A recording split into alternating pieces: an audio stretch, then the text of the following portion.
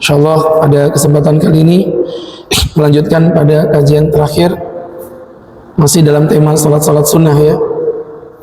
Dan kita sudah menjelaskan keutamaan-keutamaannya mengenai tentang salat-salat sunnah. Dan dalam prolog itu kita sudah jelaskan tentang pernak-pernik yang berkaitan dengan keutamaan salat sunnah. Nah, kemudian kita bagi bahwa salat sunnah ini terbagi menjadi dua bagian. Ada yang pertama adalah salat sunnah mutlak, dan yang kedua adalah salat sunnah muqayyad. Kalau salat sunnah mutlak ini ya salat sunnah yang tidak terikat oleh waktu, tidak dibatasi oleh rakaat, dan tidak dibatasi oleh sebab.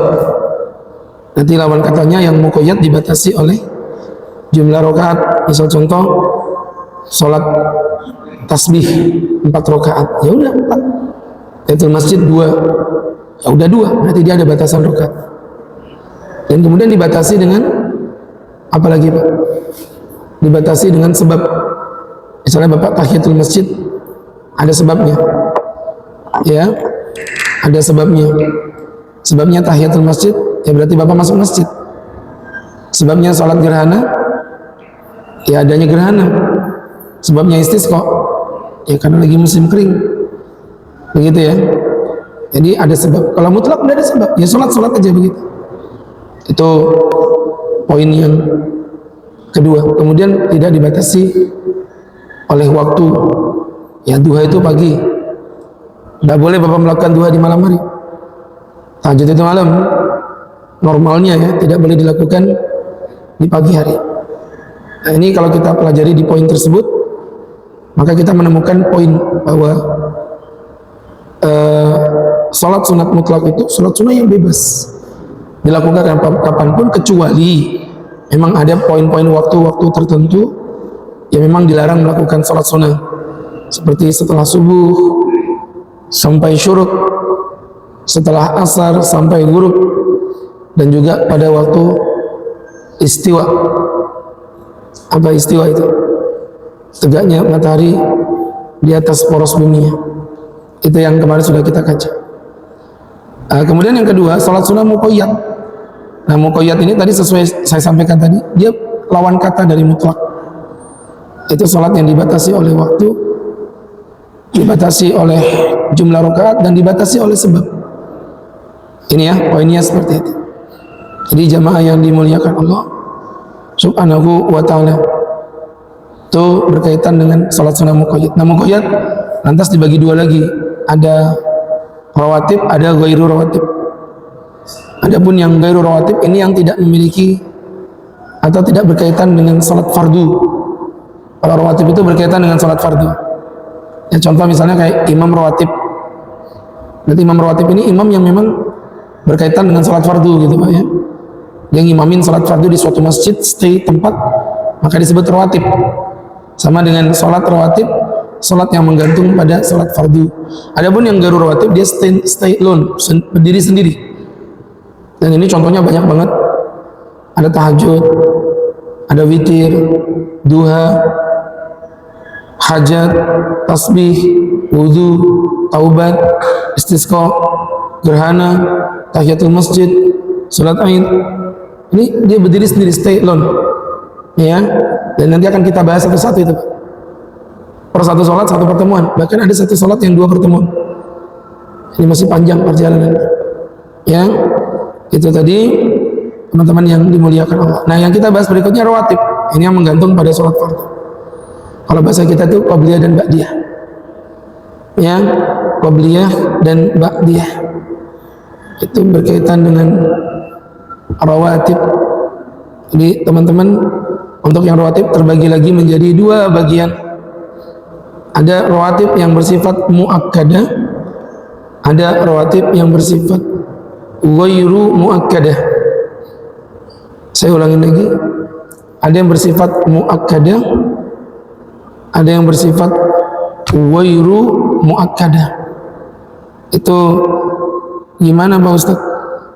Ya, teman-teman yang dimuliakan Allah Subhanahu wa ta'ala, ini kalau kita pelajari jamaah yang berbahagia, untuk yang rawatib muakkadah Ini jumlahnya ada berapa?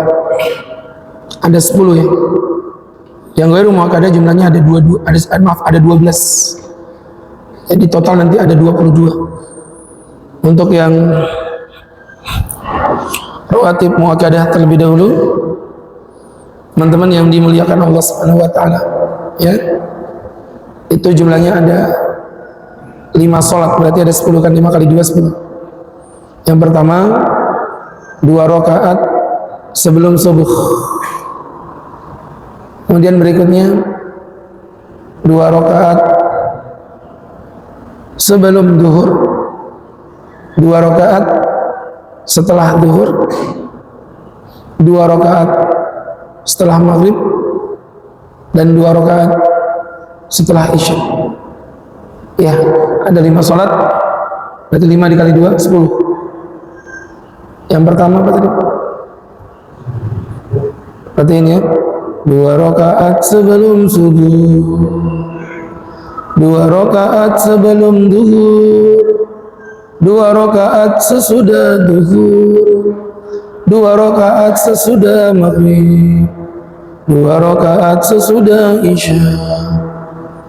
Saya ulangi lagi ya. 2 rakaat sebelum subuh, 2 rakaat sebelum duhur, 2 rakaat sesudah duhur, 2 rakaat sesudah maghrib, 2 rakaat sesudah isya. Coba bareng-bareng, Pak. Yang tidak ikut ngomong saya suruh baca sendiri, ya.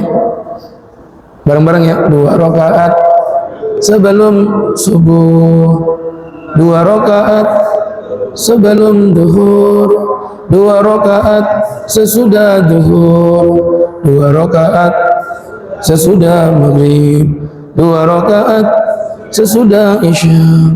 Nah, sekarang udah pakai saya. Bareng-bareng 1 2 3. 2 rakaat. 2 rakaat sebelum duhur. Salah Pak, salah. Lagunya beda ya, nggak bisa. Lagunya harus sama. Ini udah ada hak ciptanya ya. 2 rakaat sebelum subuh, 2 rakaat sebelum zuhur, 2 rakaat sesudah zuhur, 2 rakaat sesudah maghrib, 2 rakaat sesudah isya. Ini yang muakkadah. Adapun berikutnya adalah yang ghairu muakkadah. Jumlahnya ada 12. Berarti 6 sholat ya. 2 rakaat sebelum duhur. Tadi sudah ada 2 rakaat sebelum duhur. Ya berarti ada 2 sebelum yang muakkadah, ada 2 sebelum yang ghairu muakkadah. Ini di total ada 4 rakaat. Kan begitu. 2 rakaat sebelum duhur, 2 rakaat sesudah duhur, 4 rakaat sebelum asar, 2 rakaat sebelum maghrib, 2 rakaat sebelum isya. Jadi 6 sholat, 6 dikali 2 sama dengan berapa Pak? 12 ya. 2 rakaat sebelum duhur, 2 rakaat sesudah duhur, hati-hati lagunya ya. 4 rakaat sebelum asar, 2 rakaat sebelum maghrib, 2 rakaat sebelum isya. Bareng-bareng Pak. 1 2 3. 2 rakaat duhur, 2 rakaat.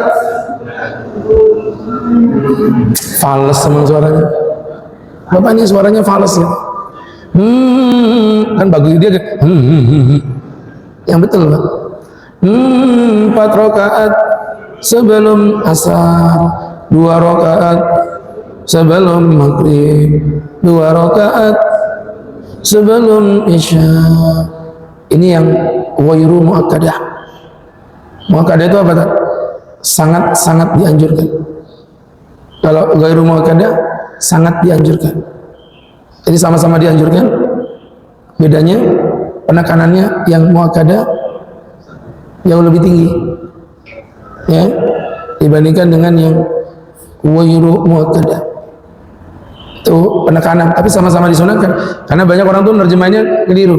Muakkadah dianjurkan, wairu muakkadah tidak dianjurkan. Kalau tidak dianjurkan apa jadi sunnah ya kan? Jadi dua-duanya sama-sama dianjurkan, tapi penekanannya di muakkadah jauh lebih tinggi pressure-nya dibandingkan dengan yang wairu muakkadah. Tuh maksudnya begitu coba. Baik. Kemudiannya lagi, kalau digabungin bisa tak? Bisa lah. Jadi sehari bapak rawatibnya aja dua-dua itu. Rawatibnya aja tuh. 2 rakaat sebelum subuh, 4 rakaat sebelum duhur, 4 rakaat sesudah duhur, 4 rakaat sebelum asar, 2 rakaat sebelum maghrib, 2 rakaat sesudah maghrib, 2 rakaat sebelum isya, 2 rakaat sesudah isya. Gimana? Bisa nggak? Dinyanyiin malah ngantuk nih. Pak, ulangi. Yang digabungin ya. Berarti yang dua-dua ini. 1, 2, 3. 2 rakaat sebelum subuh, 4 rakaat sebelum duhur, 4 rakaat sesudah duhur, 4 rakaat sebelum asar, 2 rakaat sebelum maghrib, 2 rakaat sesudah maghrib, 2 rakaat sebelum isya, 2 rakaat sesudah isya. Gitu tuh yang wajib dihafal tuh ya, jangan sampai dah hafal. Tadi pulang-pulang ketemu istrinya, Mas belajar apa? Sholat rawatib ya. Dari sholat rawatib apa aja Mas? Nah itu aku enggak tahu, pokoknya tadi Ustaz bilang begitu ya. Ya enggak ada ilmunya. Ada 22 rakaat yang dihafal cuman begitu ya. Itu aja yang dihafal. Jadi teman-teman ada 22 rakaat. Nah berikut dari penjelasan secara singkatnya ya. Untuk sholat subuh tadi ada berapa tadi? Qobliyah 2. Ba'diyahnya ada berapa tadi? 0 ya. Di qobliyahnya ada 2, ba'diyahnya enggak ada. Beberapa poin. Yang pertama di sini taukid 2, anjuran yang tersangat. Jadi di antara rawatib yang paling bagus tuh rawatib muakkadah. Di antara muakkadah yang paling bagus tuh rawatib yaitu qobliyah subuh. Ya. Sampai-sampai dikatakan dalam hadis riwayat Aisyah, lam yakunin nabi ala syai' min nawafil asyaddu minhu ta'ahudan min rak'atayil fajri. Tidaklah aku menemukan Nabi SAW menjaga salat sunnahnya melebihi semangat beliau dalam menjaga 2 rakaat qobliyah subuh. Dalam lafaz lain Aisyah menceritakan, lam yakunin nabi yada'huma abada. Nabi enggak pernah meninggalkan selama-lamanya. Adapun keutamaannya, rakaatul fajri khairum minad dunya wa ma fiha. 2 rakaat fajar lebih mulia dibandingkan dengan dunia dan seisinya. Ini poin 1 Pak ya. Ini ada anjuran untuk ada anjuran untuk mengamalkannya dan menjaganya dengan sebaik-baik. Yang kedua takfif, disunahkan untuk mentakfif, meringankan. Jadi qobliyah subuh ini dianjurkan dipercepat ya, karena salat itu ada yang diperlambat seperti salat tahajud di rakaat ketiga dan seterusnya. Salat gerhana sunahnya diperpanjang, sunah surah-surahnya sunahkan untuk diperpanjang ya. Mohon maaf, yang paling teman-teman yang dimuliakan Allah disunahkan yang dipercepat. Contohnya tahajud di rakaat pertama dan kedua, dan termasuk qobliyah subuh disunahkan ditakfif, diringankan. Selain itu berarti sedang-sedang ya. Jadi untuk qabliyah subuh memang dipercepat. Dalam hadis dikatakan oleh Bunda Aisyah, karena Nabi yukhaffafu raka'ataini lataini qabla salati subhi. Nabi pernah meringankan 2 rakaat salat sebelum subuh. Hatta inni la aqul, sampai-sampai aku mengatakan, hal qara'a bi ummil kitab. Apakah Nabi ini baca Fatihah enggak ya? Maksudnya ini bahasa perumpamaan ya, saking cepatnya Nabi melakukan qabliyah subuh, itu disebut dengan takhfif. Kemudian berikutnya disunahkan juga mengqadha apabila terlewat dengan uzur. Misalnya bapak bangun ternyata udah terdengar qomat, Allahu Akbar, Allahu Akbar, asyhadu an la ilaha illallah, maka bapak langsung datang ke masjid ikut sholat subuh. Apa kabar sholat qabliyahku Pak Ustaz? Ternyata boleh diqadha, ya, ternyata boleh diqadha. Dalam hadis yang diriwayatkan oleh Qais bin Amr, ya, diceritakan Nabi lagi pulang dari sholat subuh, bubar dari sholat subuh, Nabi melihat ada seorang laki-laki sholat. Setelah sholat subuh, otomatis Nabi mengingkari dong. Nabi mengatakan salatu subhi raka'atan, bahwa sholat subuh itu 2 rakaat katanya. Maksudnya habis subuh itu udah nggak ada sholat lagi. Faqala rajul, seorang laki-laki berkata, inni lam akun sholaitu raka'ataini lataini qablahum. Aku tadi belum melakukan sholat sebelum sholat subuh ya Rasul. Fa shallaituhum al-an, maka aku mengqadhanya sekarang. Fasa kata Nabi Muhammad, Nabi diam dan Nabi pergi. Artinya Nabi di sini mengakui, mengikrar. Kan diamnya Nabi itu sudah jadi dalil. Walaupun Nabi tidak pernah contohkan, walaupun Nabi juga tidak pernah mengucapkan. Jadi jangan menyempitkan makna hadis, makna sunnah disempitkan dengan bahwa sunnah itu apa yang dicontohkan oleh Nabi. Keliru, ya. Makanya mohon maaf ada istilah, kalau tidak ada contoh dari Nabi, sesat. Oh, hadis itu ada 4 tuh. Apa yang diucapkan oleh Nabi, apa yang dicontohkan oleh Nabi, apa yang diakui oleh Nabi, dan apa yang disifatkan dan diceritakan dari Nabi. Jadi ini mohon maaf teman-teman, keliru memahaminya ya. Jadi teman-teman yang berbahagia, yang dimuliakan Allah Subhanahu wa taala, maka kami mempertegas ini salah satu contoh ikrarnya Nabi ya. Diamnya Nabi terhadap sebuah kejadian menunjukkan diperbolehkan. Baik, saya pikir jelas. Kemudian untuk zuhur tadi ada berapa tadi Pak? Qobliyahnya berapa tadi? 4. Ba'diyahnya berapa tadi? 4. Nah ternyata ada 3 pilihan ya. Boleh 2 sebelum 2 sesudah, boleh 4 sebelum 2 sesudah, boleh 4 sebelum 4 sesudah. Jadi boleh 2, boleh 4, boleh 4, tergantung ini formatnya menyerang atau bertahan. Iya Pak. Kalau lawan Bahrain dan Cina ya saya pikir menyerang boleh. Tapi kalau lawan Australia, Jepang cukup bertahan. Tidak ngerti Bapak, tidak gaul ini.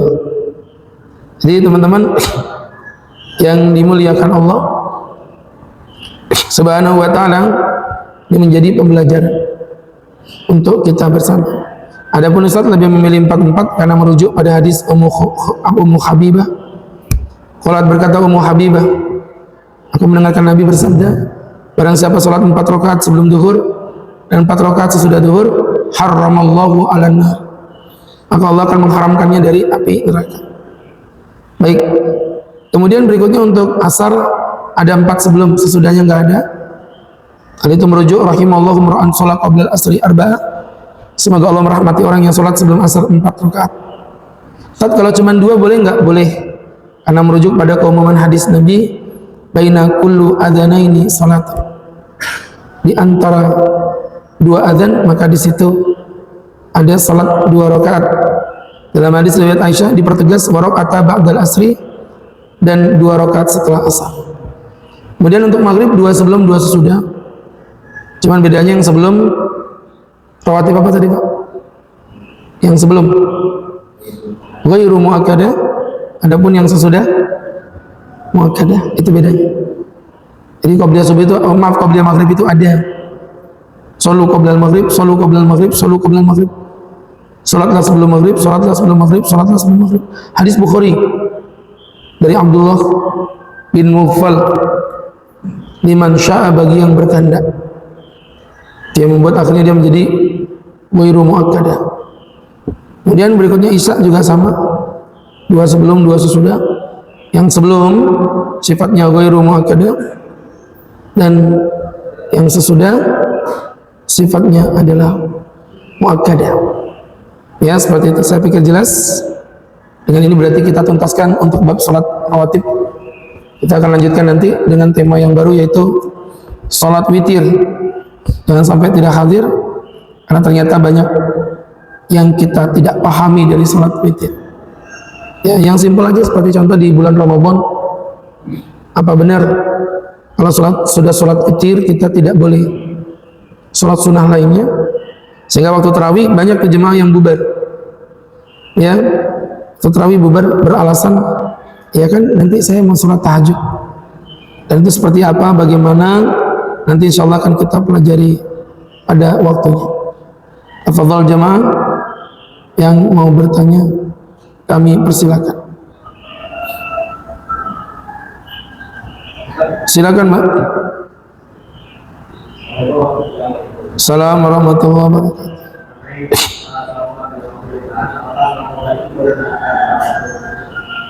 Kurang kencang suaranya. Baik, jadi nanti ada larangan waktu sholat.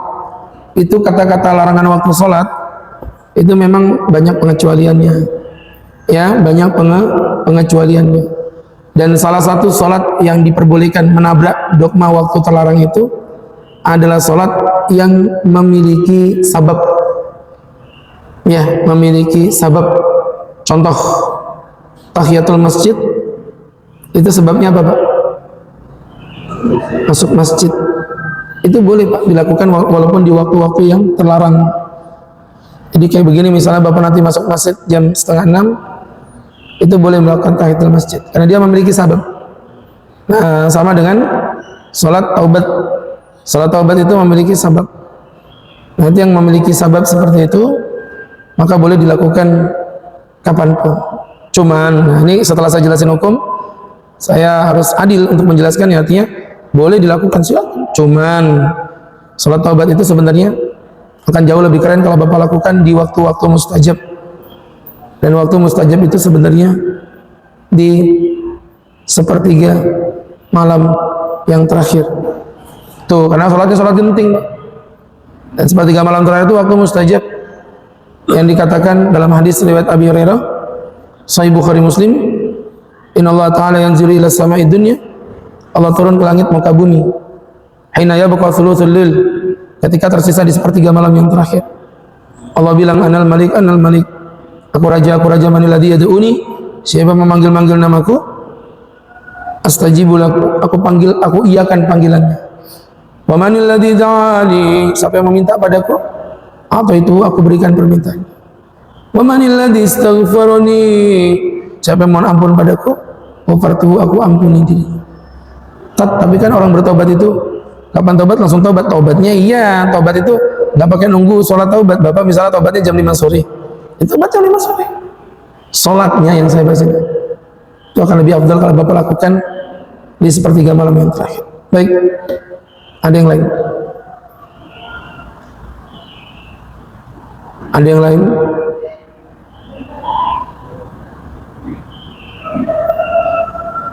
Kayak gini, kalau tidak ada konsumsinya itu malas cuma gitu.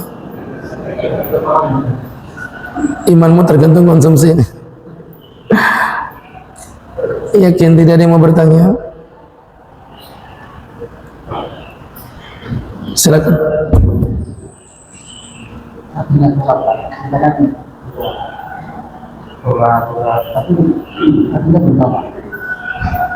Maksudnya hikmahnya apa? Baik. Pak Ustadz, kami sholat, tapi nggak tahu artinya. Ternyata yang beliau maksudkan arti di sini hikmahnya. Jadi memang kita melakukan apapun harus tahu hikmahnya.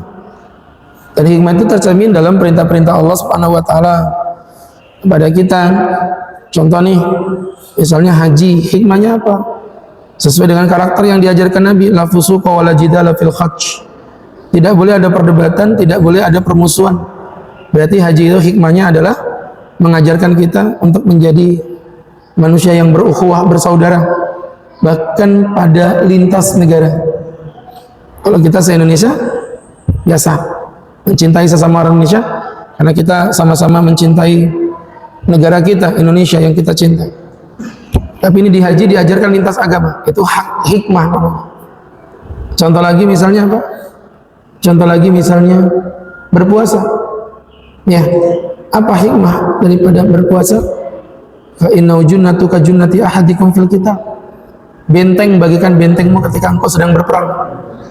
Maka ternyata hikmah dari puasa itu membentengi kita dari hawa nafsu yang menggebu, menciptakan jiwa yang empati. Biar Bapak merasakan, oh gini ya lapar tuh ya. Maka kalau ngelihat berita bahwa orang Palestina sedang kelaparan, tangannya ringan untuk bersedekah. Itu hikmah. Nah begitu pula yang kita bahas tadi adalah sholat. Sholat itu buat apa? Aqimis sholat li dzikri. Dirikan sholat agar engkau mengingat-ingat diriku. Pak, mohon maaf bapak-bapak yang berbahagia, seorang suami yang jatuh cinta dengan istrinya dan dia harus menerima kenyataan bahwa dia harus bekerja di luar negeri dan berpisah dengan istrinya. Itu pasti minimal dia akan menempelkan foto di ruangannya. Agar apa? Setiap lihat foto teringat dia dengan kekasihnya. Ya, teringat dia dengan kekasihnya. Maka begitu pula kita dengan Allah. Koneksi apa yang kita lakukan? Ya, koneksi apa yang kita lakukan lebih baik dibandingkan sholat kepada Allah Subhanahu wa taala. Bapak haji seumur hidup sekali, puasa setahun sekali, zakat setahun sekali, zakat fitrah maksudnya. Sholat sehari aja kita mengingat Allah 5 kali. Makanya aqimis sholat li dzikri, kata Allah. Dirikan sholat untuk mengingat aku, tapi jangan tinggalkan syariat. Kadang-kadang kata-kata dirikan sholat untuk mengingat aku itu sama beberapa orang ingkar syariat. Kalau gitu nggak usah sholat yang kayak Ustadz di Al-Hidayah itu. Kurang kerjaan itu, berdiri nungging, berdiri nungsep. Ah, gak ada gunanya tuh. Saya cukup duduk, yang penting iling, nyebut, embut. Ya kayak begitu tuh, apa ya? Dibilang goblok nanti viral ya. Ada penjual STK di sini. Jadi bapak-bapak yang berbahagia, ya bapak kalau kayak gitu Pak kacau semua Pak. Saya kasih contoh ya. Misalnya bapak ngomong apa? Ngomong ibadah zakat. Zakat itu hakikatnya bersih-bersih. Ibu-ibu nyapu depan rumah itu secara bahasa Arab disebut zakat. Bapak dibilang, Pak nggak zakat kah? Ya Tat, aku sudah nyapu-nyapu depan rumahku kok. Kan aneh itu namanya, ingkar syariat. Bukan zakat itu yang dimaksudkan Allah. Puasa mencegah hawa nafsu, berarti nggak makan, aku makan minum nggak apa-apa, yang penting aku nggak nyakitin orang. Ih, nggak bisa begitu. Hakikat itu tujuan, syariat itu cara, sampai ke tujuan tanpa cara yang diajarkan itu sesat. Bapak pernah ikut pramuka Pak? Baik, kita cukupi sekian dulu ya, mudah-mudahan bermanfaat. Capek juga saya ngomong sama Bapak ini. Pernah ikut pramuka Pak? Nah, Bapak pernah ikut apa? Penjelajahan dulu Pak ya namanya, penjelajahan gitu ya. Itu misalnya dari sini nih, titik nanti di Gunung Pasir misalnya, itu Bapak dikasih apa itu? Yang rute itu, iya, ya. Di rute-rute itu Pak biasanya ada titik-titik, di situ kita diuji tuh. Ada sandi-sandinya, ada apalagi tuh challenge-nya. Bapak nyampe ke Gunung Pasir naik mobil, nggak ngikutin rute, nyampe tujuannya nyampe, tapi nggak ngikutin rute. Kira-kira diterima Allah nggak? Maaf, kira-kira diterima pembinanya nggak? Enggak. Walaupun nyampe tujuannya, paham nggak? Tapi Bapak nggak ngikutin caranya. Sama kayak tadi, ya teman-teman yang berbahagia, Bapak sholat mengingat Allah, nyampe tujuannya, Bapak ingat Allah, tapi nggak ngikutin syariatnya. Ya sama aja, Bu. Begitulah ya. Jadi saya perlu spill ini, walaupun pertanyaan beliau tadi bukan itu, supaya kita nggak salah paham tentang ilmu hakikat. Hakikat itu sebuah tujuan hikmah untuk memperkuat ibadah kita. Tapi bukan dengan hakikat kemudian Bapak meninggalkan syariat. Ya, wallahu a'lam bishawab. Satu terakhir. Silakan. Bisa pendapat Nabi Roji atau menurut saya itu Dari awal atau dari ilallah gitu. Baik, teman-teman yang berbahagia, ada hadis tentang mengangkat jari itu. Memang kalau kita pelajari, teman-teman yang berbahagia, hadis itu apa namanya, bersifat umum. Umum itu maksudnya gini Pak, waktu Nabi mencontohkan mengangkat jari, itu hadis riwayat Ibn Umar, ini hadisnya sahih, diriwayatkan oleh Imam Muslim. Saya bacakan aja redaksinya biar Bapak lebih yakin. Karena idza jalasa fi shalah, Nabi kalau duduk di dalam salat, wada'a yadayhi ala rukbatayhi, Nabi meletakkan kedua tangannya di atas kedua pahanya. Wa rafa'a usbu'ahul yumna, dan Nabi mengangkat jari sebelah kanannya. Ya, jari telunjuk sebelah kanannya. Ya, teman-teman yang berbahagia, dan telapak tangannya ada di bagian paha kirinya dalam kondisi terbuka. Jadi begini sama begini.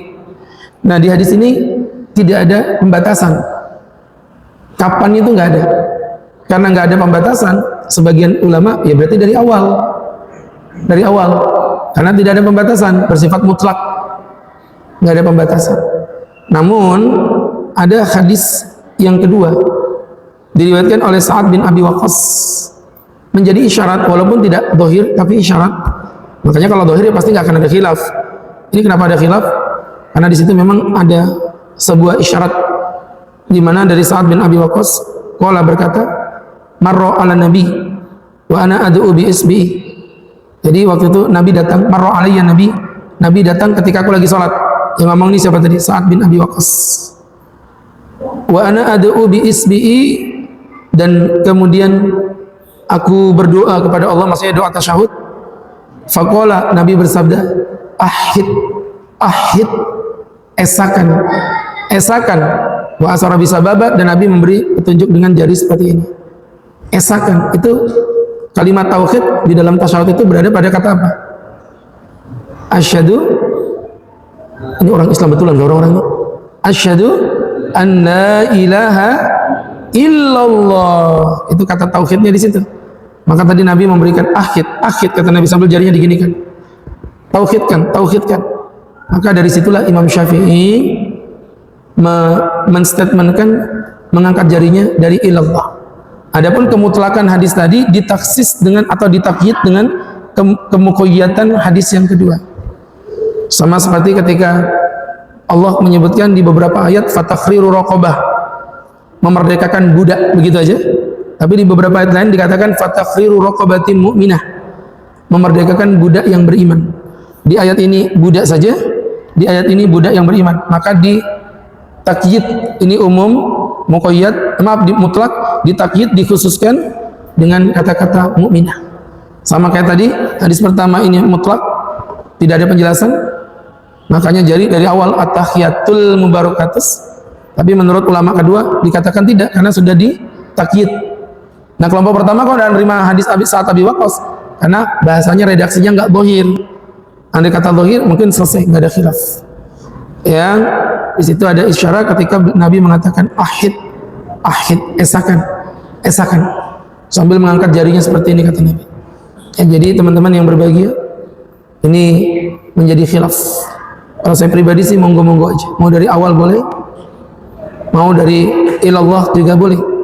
Yang penting jangan dari takbiratul ihram, Allahu akbar. Nah, itu pasti sesat, itu aliran Mama Gufron. Ya, jadi seperti itu teman-teman yang berbahagia, dimuliakan Allah. Baik, sahabat-sahabatku, kita cukupi sampai di sini, dan selanjutnya kita akan berdoa kepada Allah Subhanahu wa taala. Amin amin alhamdulillah rabbil alamin. Hamdan yuwafi ni'amahu wa yukafi mazidah. Ya Rabbana lakal hamdu kama yanbaghi jalali wajhika wa 'azimi sultanik. Allahumma salli wa sallim wa barik ala rasulika sayyidina Muhammadin fil awwalin wal akhirin wa fi kulli waqtin wa hin wa fil mala'il a'la ila yaumiddin. Ighfir dhunubana wastur uyubana anawwir qulubana waj'alna bi nuril iman. La tada' lana dhanban illa ghafarta wa la aiban illa satarta wa la hajatan illa hadaita wa la hamman illa farajta. Rabbana atina fid dunya hasanah wa fil akhirati hasanatan wa qina adzaban nar. Ya qadiyal hajat iqdi hajatina wa hajatuna katsir وأنت لا تحتاج إلى البيان والتفسير برحمتك يا أرحم الراحمين. ربنا وصلى الله على سيدنا محمد النبي الأمي وعلى آله وصحبه وسلم وارزقنا له المتابعة له ظاهرا وباطنا يا أرحم الراحمين. بفضل سبحانك ربك رب العزة عما يصفون سلام على المرسلين الحمد لله رب العالمين. Terima kasih. Assalamualaikum warahmatullahi wabarakatuh.